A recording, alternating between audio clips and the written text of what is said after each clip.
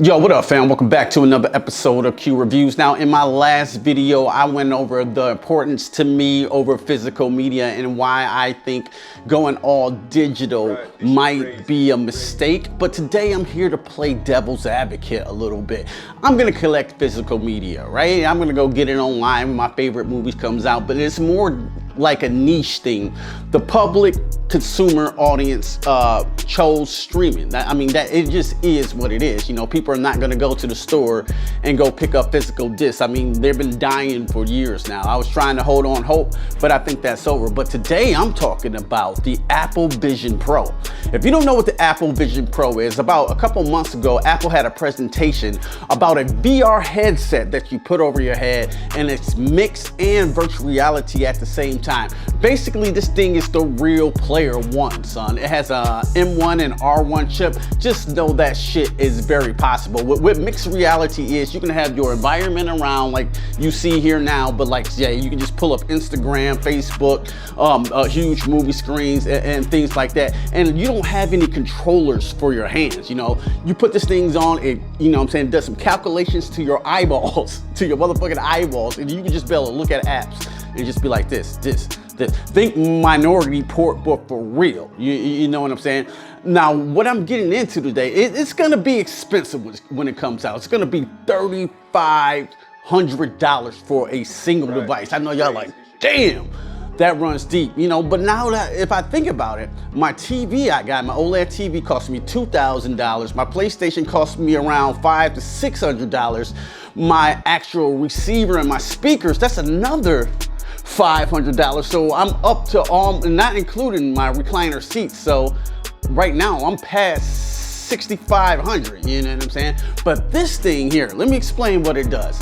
It's basically gonna be entertainment based. So like I got one of these things, you know. This is the Oculus Rift 2, I believe. This is my son. My son loves this thing, you know. And you put this over your head, you know, you get your thing and you can play games and whatnot. I know what you're saying though, like, yeah, it's huge. Look at the size of this thing. I agree. I agree. I think that thing is a little cumbersome, you know, but I'll get back to that later. So with the Apple Vision Pro, it won't be primarily focused on gaming like the Oculus Quest 2. This thing will be able to do, you know, work tasks. You'll be able to, like I said, pull up Windows, Minority Report, but the movie experience has me tickled. It has me very intrigued that I want one of these things. You can just sit anywhere and just stretch your screen if you wanted to 100 feet wide screen. That's right, I said 100 feet, and it's gonna have the best 4K quality, the best image quality you probably have ever seen. So you could be in bed watching a 100-foot screen. That is super impressive. Now, my question is, will it replace your home theater? I don't know.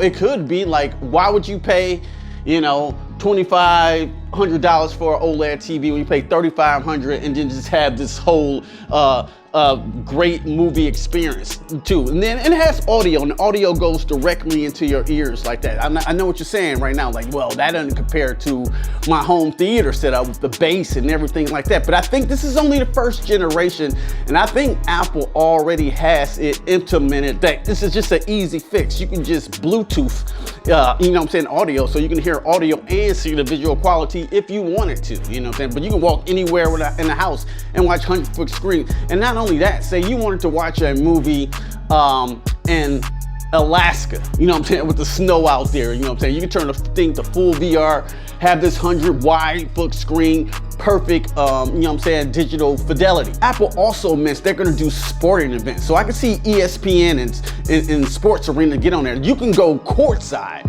to your Lakers game, playoff Lakers game, and just see it. You just right there seeing the game, you know what I'm saying, watching it, visually watching it. I think that's the impressive. UFC fight, the huge boxing match, you will be right there. They said they had a demonstration where Alicia Keys was playing the piano, and it literally looked like you were in front of Alicia Keys. So that brings me to the question, will movie theaters adopt this technology so people don't have to go to the theaters? Just say they release the new Avengers movie, right? And you don't have to leave your home. You can put this device on and experience it in better quality than a movie theater, because it will be, because they don't have that technology in movie theaters right now, to put it like that. Even IMAX is gonna be bigger than IMAX screens. I know what you're saying, that doesn't really equate to the movie theater experience, you know, sitting around people, you know, the communal experience, but like it'll never replace that when Captain America caught Mjolnir and the whole crowd went ape shit.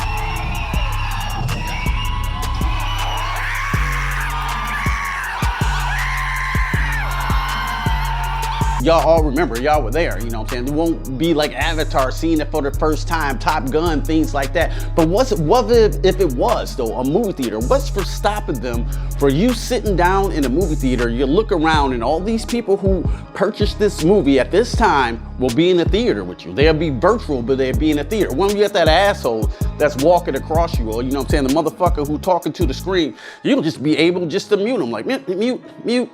Okay, let's keep going with the movie. Nobody walking in front of you. I mean, this can happen. Movie theaters, movie companies are very greedy too, because all they want is your money at the end of the day. They're gonna charge you $30 for a ticket to go see the new movie. They don't care how you see the movie, long as you watch the movie and pay for that product. So I can see movie theaters doing this. I know what you're saying though, you know what I'm saying? Who wants to put this shit on their head, you know what I'm saying, for like 2 hours long as they're watching the movie? But my point is this is just the first generation of this technology.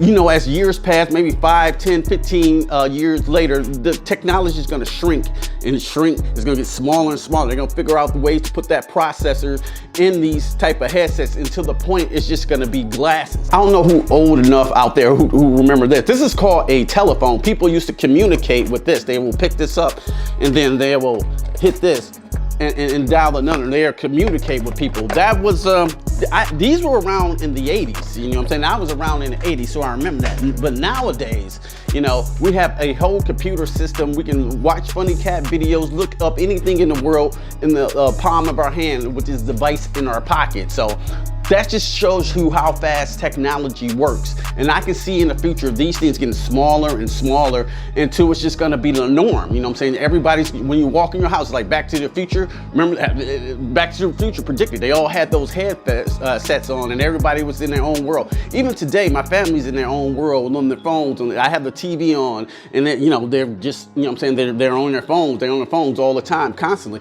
So like when you really step into this augmented mixed reality, I can see that being the way of the future. Will it diminish your home theater? I don't know. I think only time will tell. I think it's a little too expensive right now. Like, I want one bad. I ain't gonna even lie. I'll fuck with this. If I had the money to buy, if I had $3,500 to spend, I would definitely fuck with it. I want one. I'm thinking of ways to get it. I might just have to run up in the Apple store and do a smash and grab or some shit like that. No, I'm just kidding. But like, if I had the money to get this, I would, because I want to try it. This is just the first generation, but I think as time goes on, it's gonna get smaller and smaller and more affordable for the consumer. I mean, like I said, this is just the first generation. Like M2, M3s, you know, they're probably gonna be like the price of iPhones now, you know what I'm saying? And that's just gonna be the norm. It can change the way we view entertainment. Like, people were giving me shit because I still wanted to keep my physical media, you know, with my special features and the great audio and video quality. And now, times are changing right in front of your eyes. Shit is changing, you know what I'm saying? It's a slow change, but I see it changing, you know what I'm saying? I see this technology adopted because Apple ain't gonna fuck around. Apple was putting all their eggs in this basket. They are spending billions and billions of dollars to move this technology forward. And as of right now, ain't no virtual machine, Oculus fucking with that Apple Vision Pro. They said they got dinosaurs and shit walking through your house. It's gonna be crazy. I wanna try it at least if I can't get this. What do y'all think? This is just my thoughts on this technology. I think it does have the potential to change the world.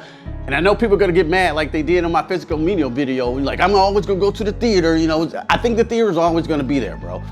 But it might be just a niche thing like physical media.